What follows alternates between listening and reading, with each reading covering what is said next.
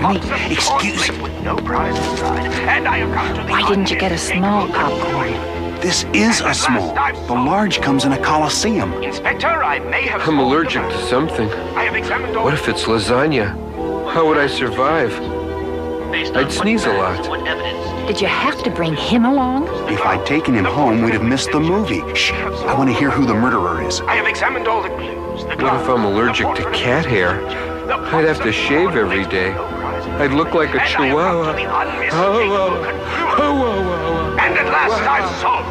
The Duke was murdered by none other than... Nervous some people. That does it. John, if you can't take care of this cat, you don't have time for me. Liz, wait. Don't go. I'll take him home.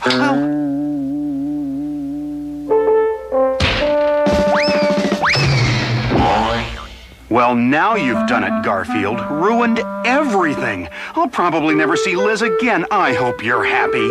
I am. My sneeze is gone. And take your coat. It's scaring folks.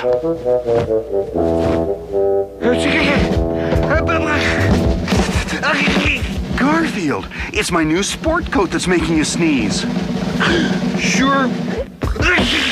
Looks that way. Hey, you got any spare change? Here, have a coat.